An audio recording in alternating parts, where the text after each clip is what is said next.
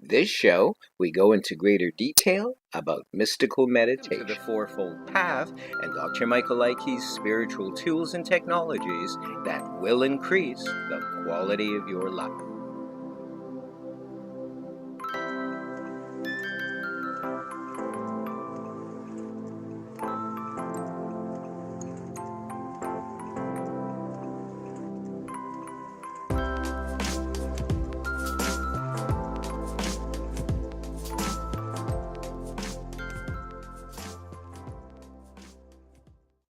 And welcome back, everybody, to my show. I'm Reverend Dr. Michael Likey. We have a very special show today where I discuss metaphysical tools, including mystical meditation. But first, let's enjoy this. Now in its 10th season, listen and watch Fridays to Dr. Michael's podcast and webcast on iTunes, SoundCloud, Mixcloud, Spreaker, Blog Talk Radio, YouTube, and Facebook. We're back, everybody, with a very, very special show. And so let's say you don't have that exterior support. If you've been meditating, if you're in touch with that higher self, higher intelligence, God mind, if you will, perfect mind, then nothing's going to get in the way. It's a buffer, if you will, and we'll be driven to take action without thought of failure. We won't see ourselves as losers, which is a very extreme term, but we'll see ourselves more as winners, just accomplishing. And it's almost like it just keeps flowing. One thing leads to another. We're led intuitively, because when we open that mind shaft from the very perfect mind up through our conscious level of our mind, and everything is cleaned up, well, you bet, intuition or God guidance leads the way. And we know on some level or another, okay, let's go here, or let's do this, or we feel good and we're suddenly inspired to take this direction. Just do it. So that's one of the benefits of meditation. When I speak of meditation, I speak of Eastern meditation. It's more than 10,000 years old, maybe more than that. Mystical meditation, another name for that is contact meditation. Another name for that is higher consciousness meditation. And it's for the express purpose of making divine contact. In other faiths and belief systems, you can say, well, we want to cozy on up to God. We want to develop a relationship with God. And this is running parallel to that concept and idea that when you sit and you still your mind, there's no barriers between your conscious mind and your higher mind. And so you connect and you develop a relationship. So with mystical meditation, it's the greatest tool in the world. It's been already proven that any form of meditation, clinically proven that is, will at the very least lower your blood pressure. At the very least, it will relax you. At the very least, it will ground you. And I know it's a very, very interesting time of all different kinds of belief systems and tools out there. And they're all shiny and they seem new, and most of them are not new. Most of them have been channeled or gone through various sources, if you will, and sound like something new. But I guarantee you, if you do your homework and you trace them all back, they have roots that are more than 10, 100,000 years old, if not more. There's nothing new. It's always the wheel being reinvented. And so with meditation, a very simple tool, you have to discipline yourself. You have to sit down. And in my latest book, I kind of encourage 3 times a day, 20 minutes each time. And that's a lot. It's well worth it. You won't not accomplish things if you say sit down for 10 minutes of quiet contemplation or meditation, or do that twice a day, so it results in 20 minutes in the 10 minutes in the morning, 10 minutes in the evening. I guarantee you over time, you'll see results. You'll stop biting your fingernails. You'll stop being agitated. Your driving habits will be more calm. Over years, people will notice that. And I recall years after, I guess, high school or college, I ran into friends after 20 years of meditating, and they almost didn't recognize me. In that, apparently, I was more calm. I was a more patient driver. I attribute that to meditation. I don't attribute that to the many speeding tickets and accidents I'd been in previously that kind of taught me don't speed, slow down, enjoy the trip, enjoy the journey. I attribute it to years and years of meditation, calming my mind. But it's a lot more than that. With meditation, or mystical meditation, if you will, there's a calmness, there's a serenity, there's a peace that passeth all understanding. But it's really more than that, because you're actually contacting God. How do we know when we've contacted God, or if we're in the presence of our higher mind or God? A peace overtakes us, a calm overtakes us, an optimism, a joy, a contentment. If you feel any or all of that for moments at a time or periods at a time, you're one with God. You're one with your source, one with your maker, if you will. And it's a very, very exciting experience, even though you feel calm, because you know you're well on your way.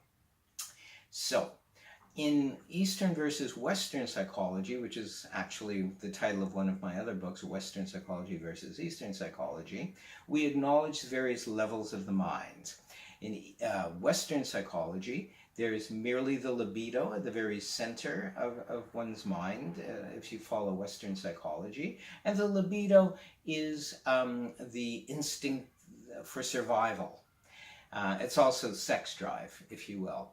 The next level up is the personal subconscious or subconscious mind, where we store traumas, memories, all kinds of things. Some people call it the memory bank. And then finally, we have the conscious level of our mind. As a clinical hypnotherapist, I explore all those levels. I take you in altered state to these various levels of your mind to clean them up, to heal them, but you're really healing them yourself. I'm merely a guide. That's a topic for another show. So, Eastern psychology acknowledges way more levels of the mind that need to be cleaned up. Some people refer to it as the trash bin of our minds. In future shows, I'm going to have other clinical hypnotherapists guests, and we'll discuss this further. But suffice it to say, at the very center and nucleus of your mind, if you follow Eastern psychology, or theocentric psychology, or spiritual mind science, if you will, is God, is perfect mind, that spark. It's also at the very center and nucleus of every single one of the trillions of our cells, our tissues, our organs. If you've taken a microscope, an electronic microscope, as scientists have proven in the lab, they see that there's this spark, there's something in the middle of everything. And there's no refuting that. That's absolute truth.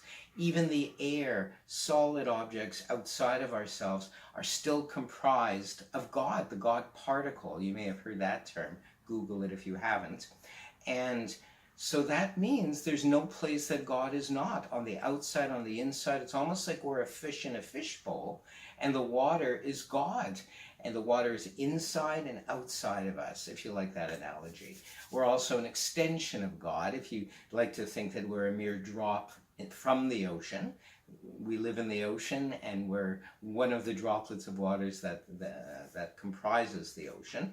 That's another neat comparison as well. Regardless, I believe it was Einstein who likened the power of God to a nuclear bomb, to nuclear fusion. He said it was that powerful.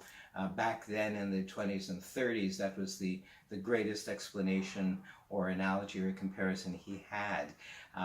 But that's true.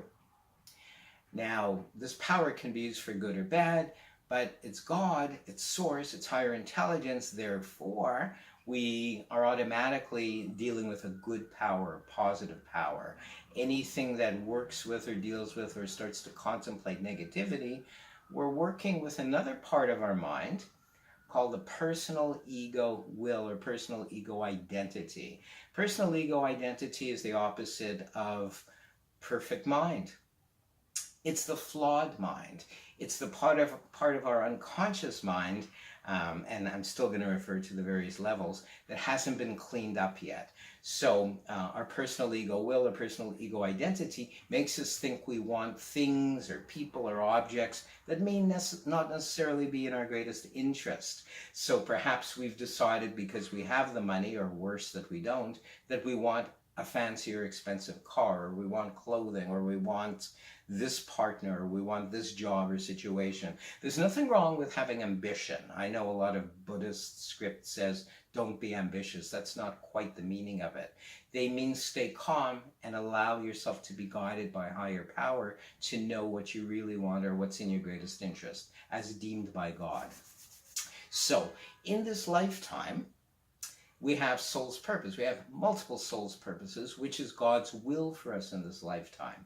And we can only access that through years of ongoing regular meditation, which clears out the various unconscious levels of our mind. So we're not hindered anymore. We're almost channeling Source. Source comes up and intuitively or literally says to us, consciously or otherwise, this is really what's in your greatest interest and in the greatest interest of others. And it could be many, many things. It usually is as we physically grow and then we mentally and emotionally grow and then we start to age and we grow some more. Then God responds to that. God guides us based on where we are in our life emotionally and spiritually. And so, very central nucleus of our mind is the God mind, perfect mind, if you will. Up from that, and if you sit and meditate, you can start to clear these up yourself. Put yourself into altered state. Self-hypnotize yourself. That's also the topic for another show and many of my books. And then you begin to access, you begin to visualize going up the stairs of your mind. First going down the stairs of your mind to put yourself into altered state and then stepping up. So, because it's easier for me to tackle it this way, I will. At the very center nucleus of our mind, God, perfection. Meditation allows God to seep up and start to heal the various levels. The next level up from Source, if you will, or perfection or perfect mind, is your soul level of your mind. And that's really close to God. It's really, it's almost perfection. And in there resides mostly positive, good, high resonating experiences, feelings, memories, etc. And it's one of my favorite levels besides the center of our mind. Another level up is the collective unconscious. And the great psychologist Carl Jung referred to the collective unconscious, the collective unconsciousness. In essence, we're born into this lifetime with a lot of symbols swimming around in our unconscious mind. This is the level of our mind where there's symbols already embedded because of DNA, because of hundreds of thousands of years of breeding and conditioning, if you will. And so automatically, unconsciously on that level, crosses represent one thing or another. Angels represent another. Stars represent another thing. For example, if our mother beat us, then we may, on that level of our mind, see a demon, and that demon is really our mother, for example. And if we breathe God into that and meditate and do our scientific or affirmative prayer treatments, if we have time, we'll tackle that in this session. It begins to transform and transmute from negativity into God's perfect light, love frequency.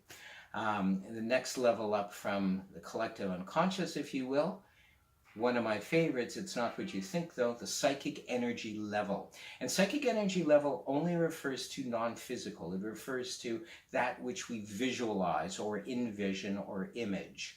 And that's another technique that we may or may not tackle for time restraints today. It's very, very exciting level because whatever we visualize or envision during the meditation process, because meditation gives all kinds of visualization power, and it also empowers affirmations. So there's no sense doing affirmations or visualization unless you're in altered state. Very little will occur. It won't manifest or materialize into anything. But when you're meditating and you happen to visualize, you're visualizing from the psychic energy level. And it's at that point that you can connect to Source, that whatever your visualizations are at that level of your mind comes into contact with Source and it begins to materialize. It's just an amazing process. That's why often inspiration is likened to that. An artist, especially, or a dancer, may have a vision, and that's where it originates, and then they do it, or they paint, or it comes into being through the channel or that person, that particular channel. Because after all, we are individualized expressions of the divine, of source. And that's one of the only reasons why we're here, to do our soul's purpose or God's will for us in this lifetime, and to create and to contribute. So one of the final levels of our mind, moving up from there, is the personal subconscious. Personal subconscious is the memory bank, and that certainly needs to be cleared up. Both Eastern and Western psychology agrees that if we've been traumatized, if we've had good or negative experiences, they're there. They reside there, and they must be cleaned up. Meditation will do that. Positive affirmations during meditation or scientific prayer, that's a whole other topic, which we will get to in future shows, future presentations. And it's very, very exciting because there is hope. So then finally, if and when you've cleaned up these various levels of your mind over time, through just meditation alone will do it, then you can accomplish, you can give, you can become a channel. Ultimately, a channel of God for the highest being. So, there is hope. Always. We'll be back. Expand your consciousness and awareness with Dr. Michael's more than 40 paperback books of a self-help, mystical, new thought, and metaphysical nature, available from Amazon.